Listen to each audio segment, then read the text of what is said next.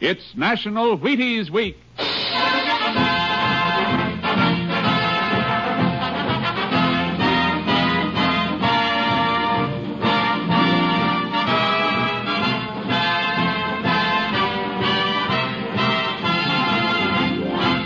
Yes, it's National Wheaties Week, and Wheaties present Joel McCrea in Tales of the Texas Rangers. On stage tonight, transcribed from Hollywood, another in the Wheaties' big parade of exciting half-hour presentations.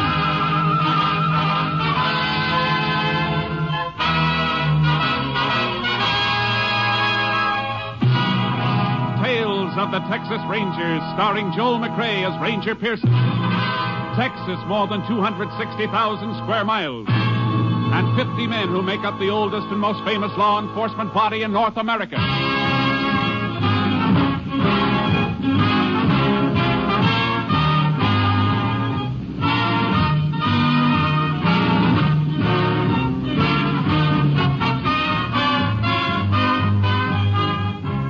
And now, from the files of the Texas Rangers come these stories based on fact. Only names, dates, and places are fictitious for obvious reasons. The events themselves are a matter of record.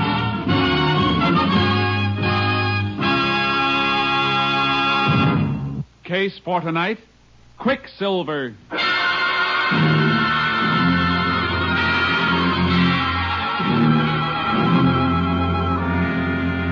At 11:30 on the night of May 22nd, 1947, the Stockholm Ranch, located in the middle of Carson County, Texas, was darkened for the night when the occupants were awakened by the barking of a dog.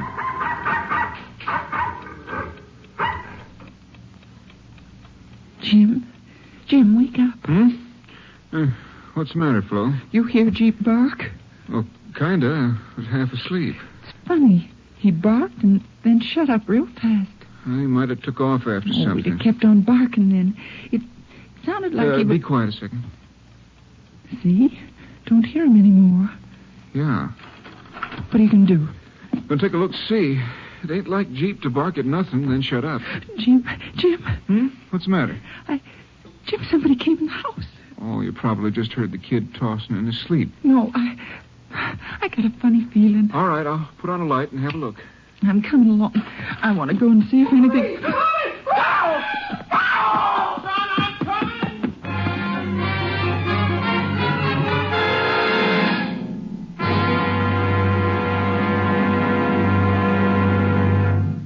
It's National Wheaties Week. Time to buy Wheaties, eat Wheaties, buy more Wheaties, eat more Wheaties. Time to join America in a brighter morning. Sure, it's National Wheaties Week. Everybody's eating them. You have some, too. Have them for fun. Have them for flavor. Have them for feeling good and working good and looking good. Have Wheaties for any reason at all, but get them. Whole wheat, crisp whole wheat, golden whole wheat. There's a whole kernel of wheat in every Wheaties flake. You try them. See how Wheaties at 7 can help at 11. It's National Wheaties Week.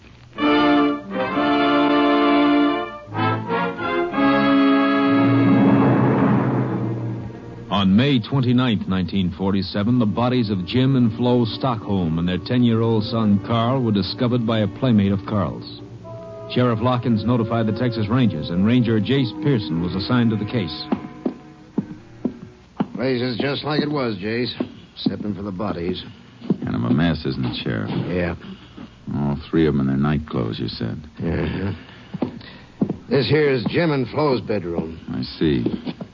Bedclothes mussed up. Whoever did the killing woke him up. Likely the dog woke him. Oh, yeah. Jeep, you said. Found him dead a piece from the house. Clubbed over the head. Uh-huh. Okay, let's say Flo and Jim Stockholm were awakened by the dog. Jim would get up and see what was the matter.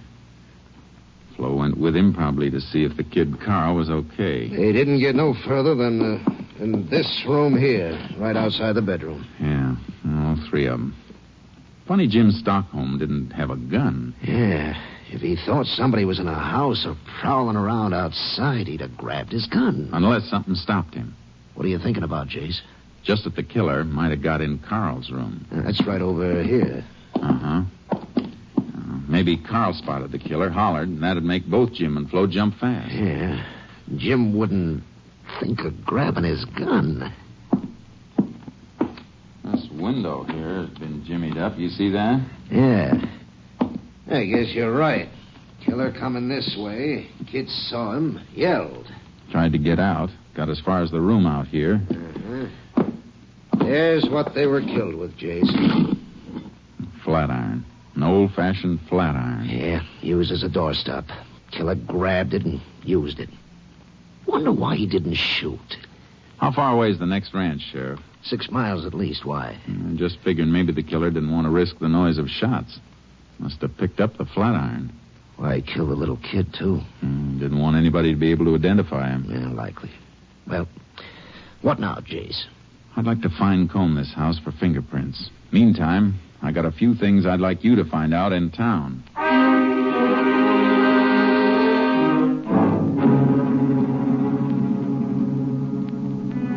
There were no fingerprints anywhere, except those we knew were of the murdered people.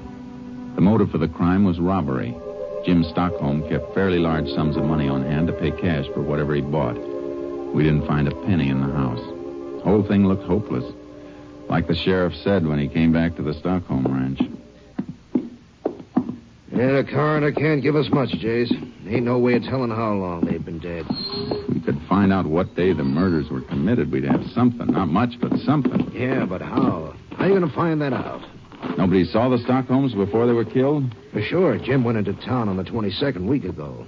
Out here, if nobody sees his neighbor for a week, ain't nothing thought about it. So the murders could have been committed any time between the 22nd and the day the bodies were discovered. That's the way it sizes up, Jace. Killer's got at least a week to make tracks for, well, Texas is big. Uh-huh. Sheriff, that fence there, near the corral. Well, that's a hog pen. It's... Hey, the hogs are gone. Yeah, busted through. Come on. I never noticed it before. Never thought about looking for the hogs. Who would? Well, look here, Sheriff, where the fence is busted through. Look at these. Here. Hog bristles. Lots of them. Caught on the broken part of the rail. Hogs broke out and pushed through here. Yeah, but look at here, Jace. What's it got to do with what we're after?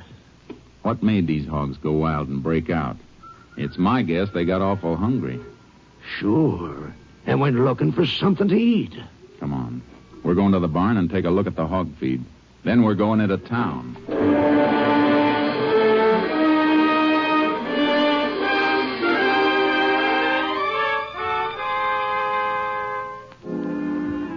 We found 3 sacks of hog feed in the barn. 2 of them were full, unopened.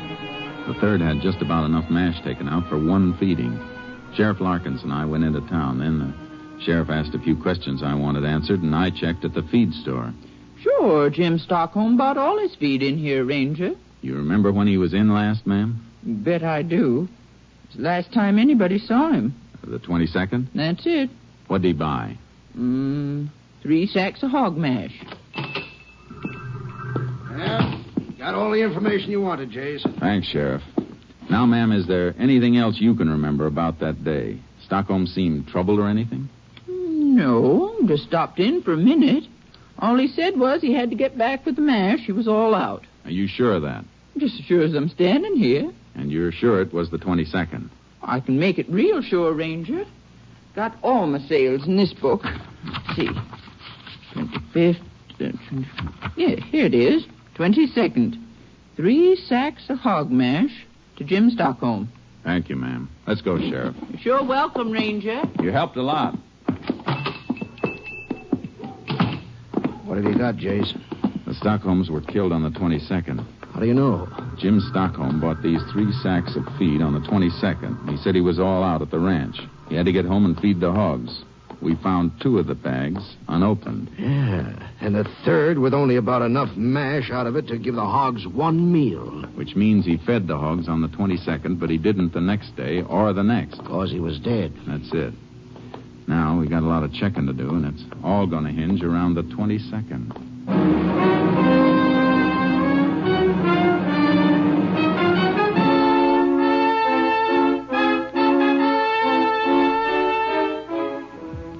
We questioned everybody, but it all added up to a big round 0. Everybody knew Jim Stockholm and liked him. He didn't have an enemy. Everyone we questioned could account for his time on the 22nd. Nobody'd seen a stranger in town. So I played a hunch. Sheriff Larkins and I rode over to the Stockholm Ranch trying to pick up anything. Then about 8 miles north of the ranch, we got a break. Hey, Jace! Jace! Yeah, Sheriff? Come here, will you? What do you got, Sheriff? I don't know. Looks like ashes. Empty bean can there, too. Uh-huh. Looks like somebody cooked himself a meal here. Horses' tracks around here, too. One horse. Yeah. Looks like they might be about a week old. Might not mean a thing, Jace. Could be anybody's horse. Sure could, but nobody in town saw a stranger. Little town like that, people notice a stranger right away. But if a man came riding from this direction, chances are nobody'd see him. Still could be anybody. I know. Well, I'm going to take a real close look. Okay, I'll cover this part. Good. Sheriff, come here. Get something? I think so. Look. Tied his horse to this mesquite. See? The horse stood here, a piece of mesquite broken off. Oh, and here's something else. Take a look. Dirt. Just ordinary earth. Take a good look. It's different from the earth around here. It sure is. Different color and different texture. Sheriff, I got a hunch this dirt scraped off a boot when he got back in the saddle. Scraped off by a stirrup. Yeah, here's a bigger hunk of it. Yeah, reddish color. You ever see dirt like this around here? No. That hunk's got a funny shape. Packed in against the instep of a boot, it'd take this shape. You had any rain around here lately? Dry as a bone.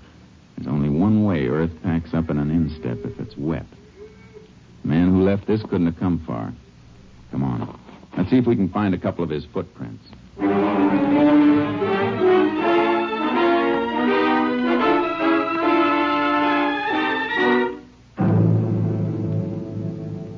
We picked up a few prints. I took their measurements. Then we went back into town. I asked some more questions. Meantime, I sent the earth samples to the lab for analysis. And by the time I got back to my headquarters, Captain Stinson had the report. Looks like this earth came from southwest Wheeler County, Jace. At least the lab thinks so. Wheeler County southwest. Well, it kind of fits, Captain. Fits what? That part of Wheeler County is not far from Stockholm Ranch. No, it isn't. Just about as far as it'd take wet earth to dry out and get hard enough to scrape off a man's boot. Yeah, I see. What else you got? A few horsehairs I picked off the mesquite bush. Looks like the fellow was riding a sorrel. And something else. Plaster casts of his boot prints. Mm-hmm. It's a pretty big boot. Big man. Maybe 6'2" or 3. You're right. But there are no fingerprints. There's no real evidence. This fellow whose boot prints you got, he might have been anybody. Might never have gone near the Stockholm Ranch. Yeah, I know that, Captain. You didn't pick up any of his boot prints around the house, did you? No, place was pretty messed up. A lot of people got there before I did. Yeah, that's one break a criminal always gets. If only people'd stay away. If only they'd have enough sense to realize. Sure, but they don't. They don't mean any harm, though. Okay, what's next? Look for a man 6'2" or 3 riding a sorrel? I'd like to, Captain. Starting where? Well, Texas, I guess.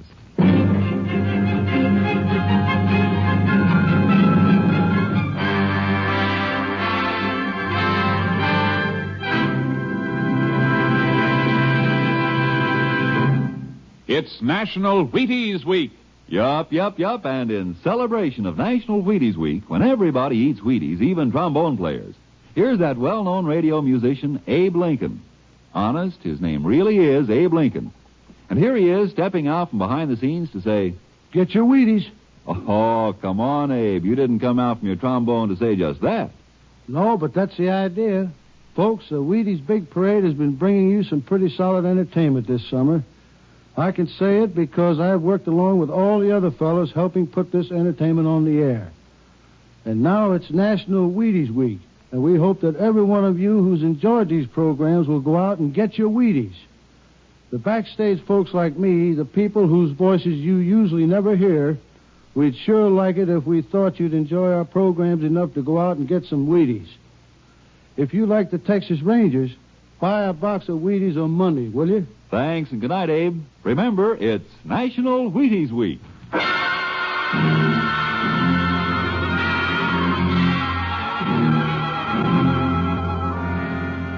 I kicked around for a few days, covering all the ground I could between the Stockholm Ranch and Wheeler County, and then I reported back to Captain Stinson.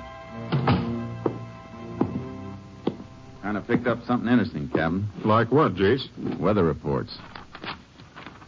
Here's a map of Wheeler County. The places I've marked in red had rain within the last 3 weeks. Oh? Well, what about it? Well, this place. Right here. The only spot of the marked places that'll show the same kind of earth we had analyzed. I checked. Mm-hmm. So it's narrowed down to that. But you can't arrest a man just because he happened to be in a place where it rained. I know I'm working on a shoestring, but there's no other lead, nothing. Might be I'll hit a stone wall or pick up some poke who just happened to pass through the spot where we found the prints of earth, but it's a chance, Cap, the only one. Well, suppose you chase down that lead in Wheeler County and your man's gone. Oh, I don't expect to find him there. He left there and landed at Stockholm Ranch, maybe. And left no fingerprints. There's not a single piece of evidence. It's still the only lead. You want to stick to Wheeler County, huh? That's about it, Captain. Maybe pick up a description of a possible suspect. Well, where'll you start? Well, here's what I think. The man we're looking for is a drifter. Maybe a poke that picks up work here and there where he can get it. The fact that he ate a can of beans and cooked it himself means he didn't have a nickel to buy a decent meal, even though he was near a town. That kind's usually a drifter. Made a buck here and a nickel there. You see what I mean? All right, Jace. Play the hunch.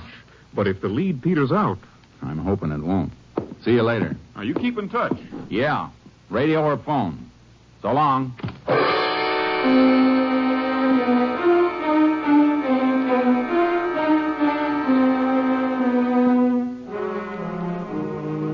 A little while later, I was in Wheeler County, southwest. I checked one ranch after another, some big, some small.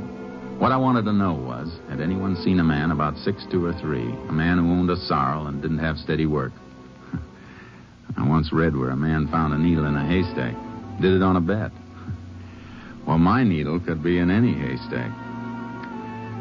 Then on the Claude Edwards Ranch near Ramsdell, I ran into something. Sure, I remember a poke about like that, Ranger.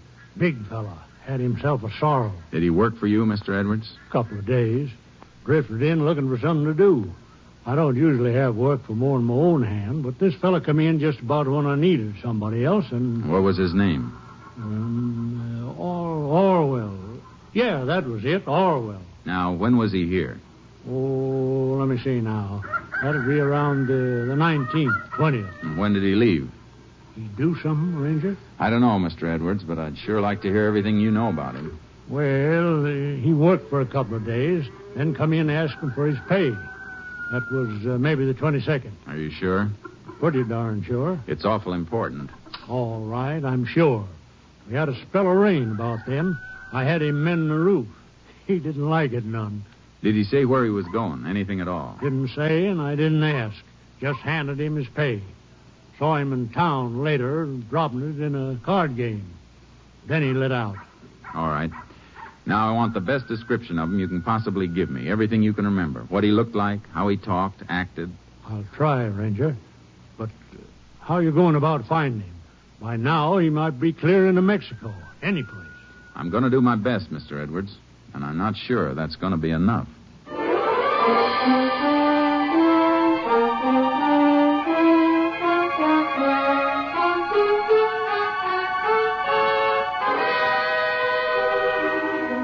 I got a description of Orwell. 6'2", dark hair, rode a sorrel, tight-lipped and not too easy to get along with, black mustache. Funny how little that people notice things unless it's something they really want to see. What description we had was sent out. 50 false leads came through, 100. But every once in a while, one came through that matched something else. Captain Stinson and I talked it over. Well, maybe it is something, Jace. Look. 100 different leads, but there's one that shows up every so often. This one. Same description. Drifter, gambles a lot, had a dozen different jobs. Well, there's something else, Jace. Now, look at the pattern here. Yeah, I am. This one keeps moving southwest, always away. The others jump around. The last report came from San Carlo 2 days ago. Mm-hmm. I'd like to mosey into San Carlo and see if I can pick up anything from there. I figure this Orwell's moving slow. He's counting on being safe by now. Well, what if you find him? There's still not much evidence. We'd have to get a confession out of him. Nothing we've got will stick in a court. I got an idea about that. Let me try it, Captain.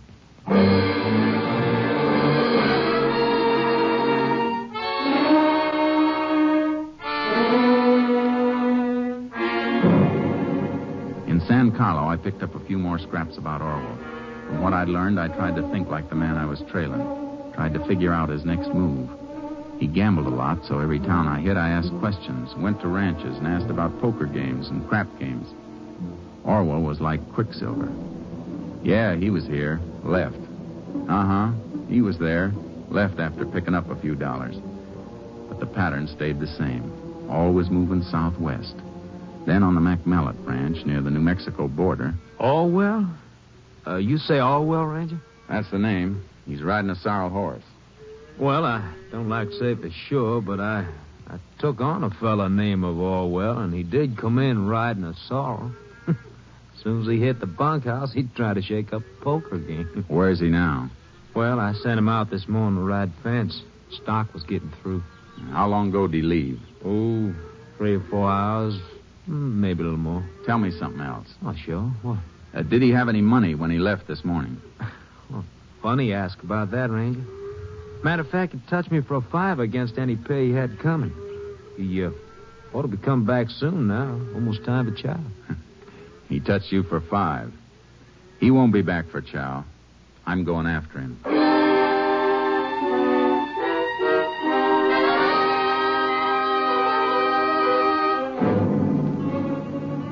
I followed the fence rider's trail. It was well into the afternoon when I spotted a rider up ahead. I took off my badge and stuck it in my pocket, put my guns in my waistband under my jacket, and caught up with him.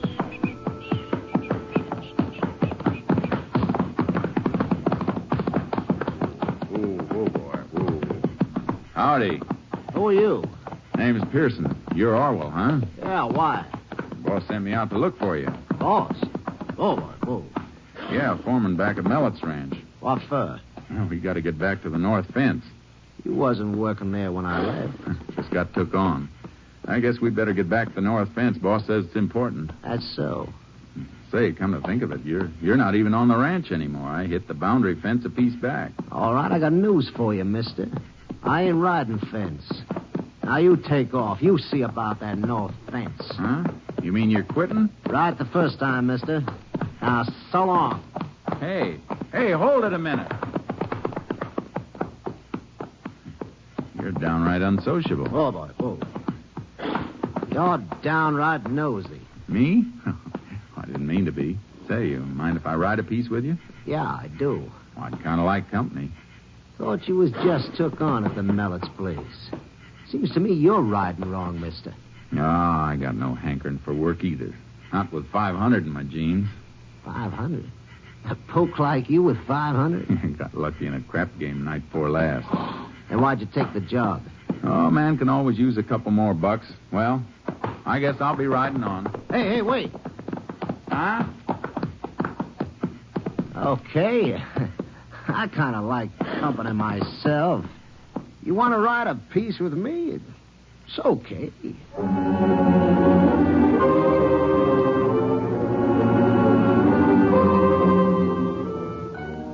rode on the rest of the day, and I found out Orwell was planning to head into Mexico. We bedded down early. And along toward midnight, when Orwell thought I was asleep, he raised up and moved toward me.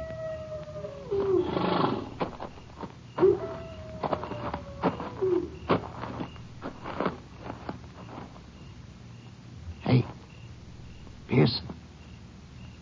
Pearson, you sleeping?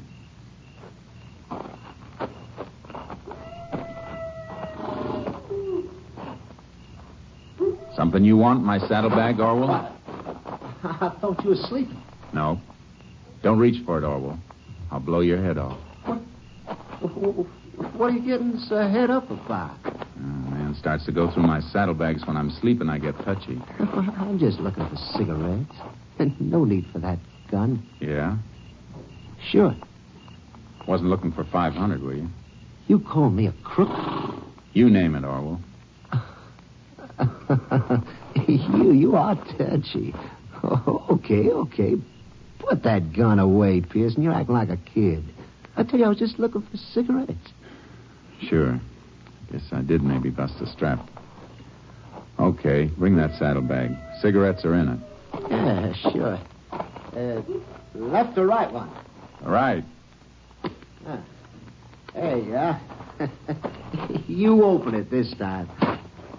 Hey, what you got in there? Stuff. Okay. Cigarettes are wrapped up in that piece of blanket. Help yourself. Well, thanks. Cigarettes in here? Feels like a ton of iron. Could be.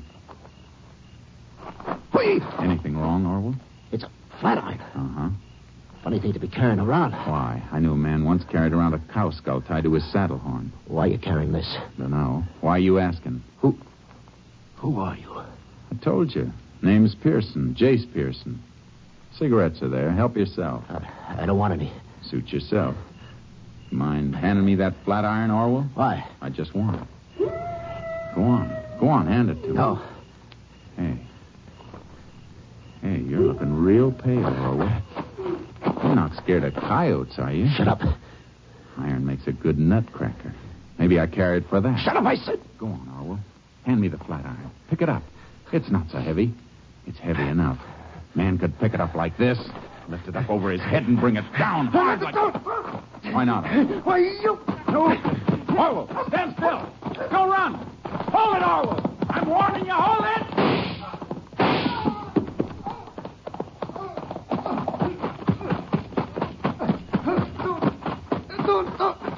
Don't shoot again. Unless I have to. Who are you? Pearson. Texas Rangers. Figured I'd get caught up with... Guess we better start going, Orwell. You're not hurt too bad. Shooting by moonlight kind of spoils a man's aim. Come on, let's go.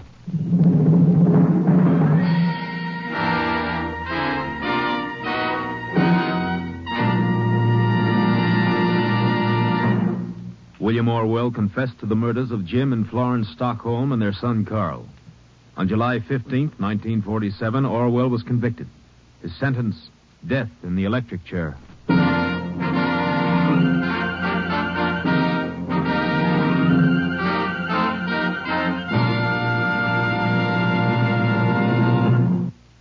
Joel McCrea, your Texas Ranger, has asked me to ask you to have some Wheaties.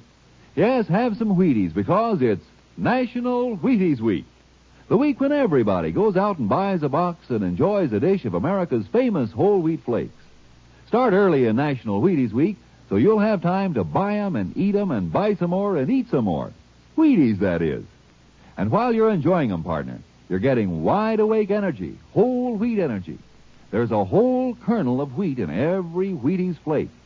Begin a better breakfast with Wheaties and see if you don't find yourself striding high, wide, and handsome right through the morning.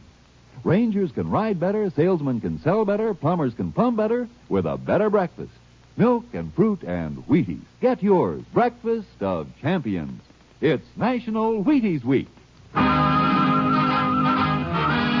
Next week, Joel McCrea in another authentic reenactment of a case from the files of the Texas Rangers.